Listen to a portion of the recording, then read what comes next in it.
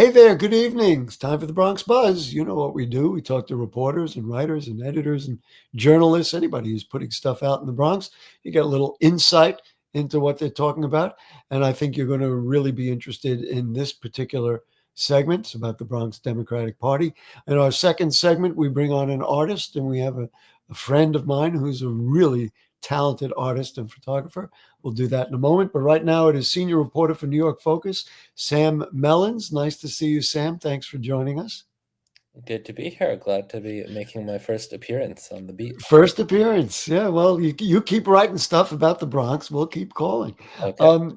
So you and your colleagues at New York Focus wrote a fascinating article that I hadn't heard about Bronx politics. Why don't you just talk in general about the three-part series? If you want to talk about what alerted you or what concerned you before you got into putting it together. Yeah, so the first thing that tipped me off that sort of led to this whole series, it was just something that I happened to see as I was looking through campaign finance records, which is, what we reporters do sometimes, just go trawling and see what's out there. And what I saw was that the Democratic Assembly Campaign Committee, which is a political committee that supports Democrats running for the state assembly, Right. had reported sending a lot of money to the Bronx Democratic Party. Now, this was already weird because the Bronx is not known for having very competitive elections between Republicans and Democrats. So, what do they need all this money from the Democratic Party for, as opposed to places where there are very competitive elections, like Long Island or the Hudson Valley, for example? Right. And then And what and was let me just interject. So this was coming from a state Democratic Party that funds assembly campaigns, and they sent money to the Bronx Democratic Party through a consultant called London House, right? no, London House comes Not into this there. later. All No, right. Sorry. but they don't factor into the story yet. They Okay. just they just sent checks. They were this I statewide see. political committee was writing checks to the Bronx Democratic Party, and that was weird for the first reason I mentioned. And then what was even weirder was that the you have to report this on both ends. If you're a political organization and you send money, you have to report it, and if you're a political organization and you receive money, you have to report Of it. course. Sure. So it should show up on both ends. But Right. there was $400,000 that the statewide committee, the assembly committee, reported sending that the Bronx party had never reported receiving. Never It had just reported. gone Wow. missing. So that was what really set the alarm bells ringing for me. Right. Okay. What is and they never filed those reports. Ultimately, they did file those reports. Right. So we wrote our first story. We gave all the involved parties, the opportunity to comment and explain what had happened. None Right. of them did. So we wrote a story saying, "Hey, $400,000 seems to have gone missing, and no one will tell us where it is. What is happening?"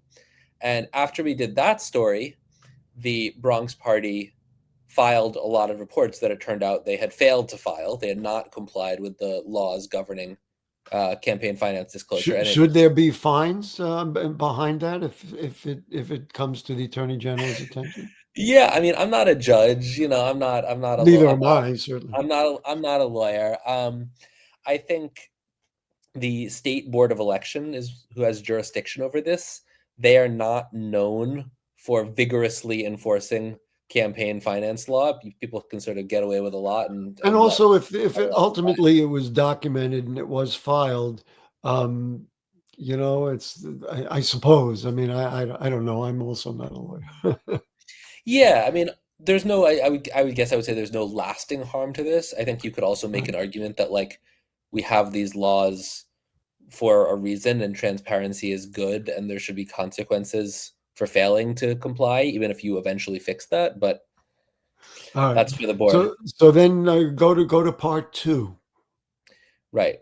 So once they filed these reports, it actually showed a whole bunch of things that hadn't been public before, not only the contributions from the statewide assembly committee, but various other contributions that they had received, and also payments that they had made, things that they had spent on that they had never disclosed.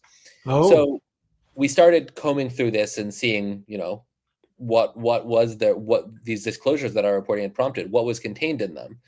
And the most interesting thing that we found was the payments that you mentioned earlier to this political consulting firm called London House. Right. This is a firm that was founded a few years ago by a man by the name of Jason Laidley, who is the former both chief of staff and campaign manager for State Senator Jamal Bailey, who is the chair of the Bronx Democratic Party. Right. So the party, under Jamal Bailey's leadership, has in the past few years sent about $300,000 in payments to London House, the firm run by Bailey's old chief of staff and campaign manager. Right. What these payments are for is a little bit unclear. There's like very brief memos, like to the Well, effect. let me ask you this. I mean, I know both the senator and Mr. Laidley very well. Is it possible? And I have not talked to them about this. Is it possible that he was providing, political support or campaign services for either the senator or for other candidates? Yeah, that's my assumption of what And was that happening. that would be perfectly appropriate. I mean, that's why he got paid. Yeah, so and certainly, there's no indication that anything illegal is happening here. Okay. Um, the Senator Bailey responded a little bit when I asked him what these payments were for, and it was to the Right. effect of saying that they were for voter outreach, for administrative services, things of that nature.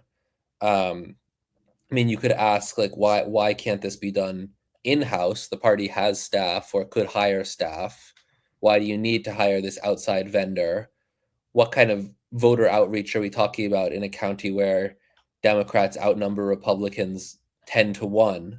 Right. Uh, and you could raise questions about sort of the prudency of some of this spending, but it's certainly legal. Let me just interject. And again, this is just for chatter. This is the Bronx Buzz. So we're going to buzz a little bit. I interviewed Assembly Member Tapia, Udelka Tapia, and this was after the election, and she was concerned, of course, about the election of Donald Trump in a wholly, from a Democrat's point of view. But she felt that the Democratic Party did not run a rally, did not do any real campaign events. And I understand that they don't need to because, we only have one Republican elected officials and all the ones that ran won essentially 85-15, not quite across the board, but, largely. So, yes, I would wonder what campaigning might have been done. I don't know. I don't want to speculate the wrong thing, but that would be my thought, is that you don't need a lot of money or a lot of campaign events unless it sponsored people's campaigns. I mean, I don't know. Yeah, I'm and just I guess speculating. yeah, I would say also like if you are spending these relatively large sums on voter outreach and activation and campaigning, then there shouldn't be anything wrong with showing the receipts and saying, yeah, we spent Oh, $150,000 on our voter registration drive.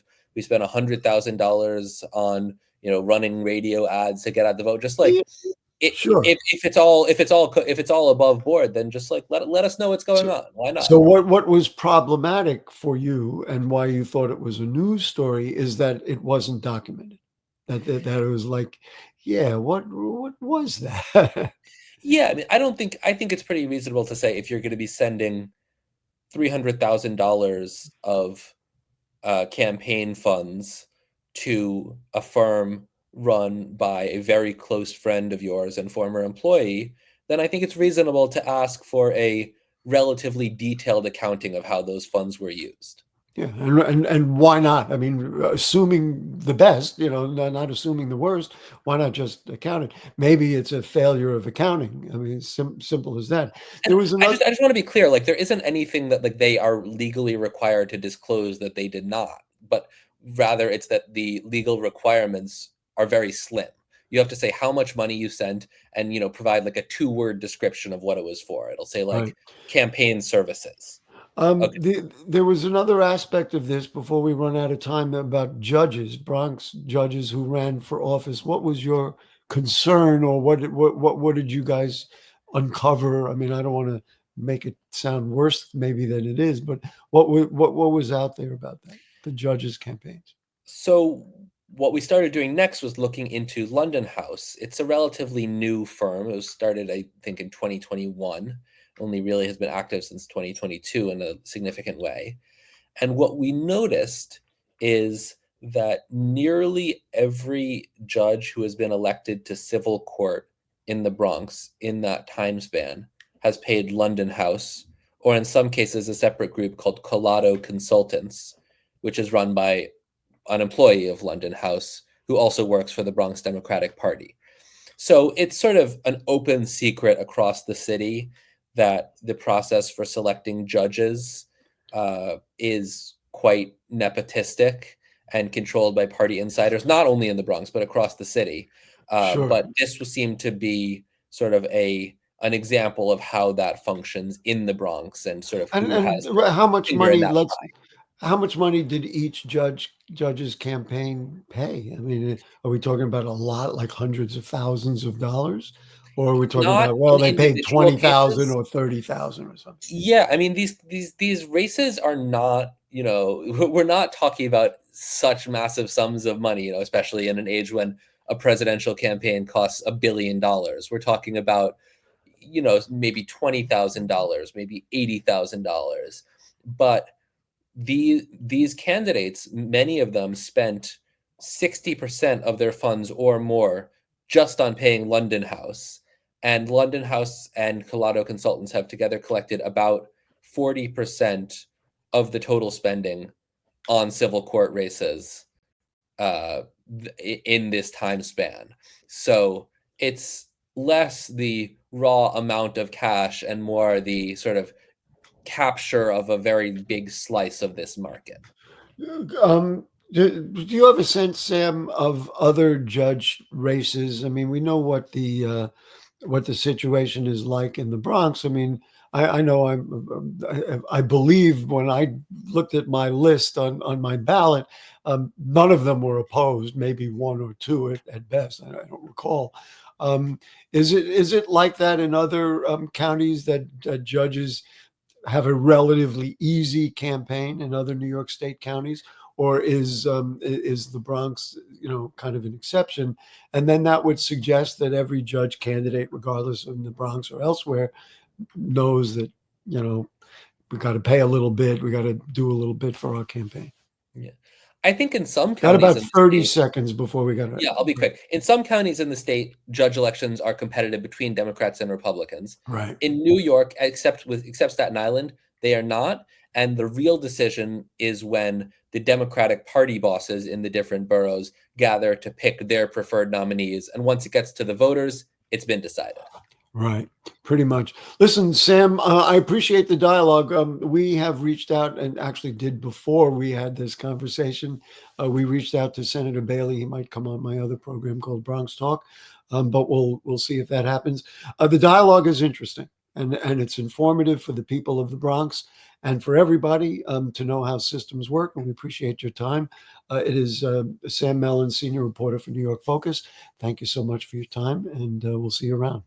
Great. And if Senator Bailey does come on, let me know. We'll be glad to do that. Okay, that will do it for this segment. We'll take a short break. When we come back, as I said, a wonderful photographer and artist, and you're going to really enjoy what he's got. Don't go.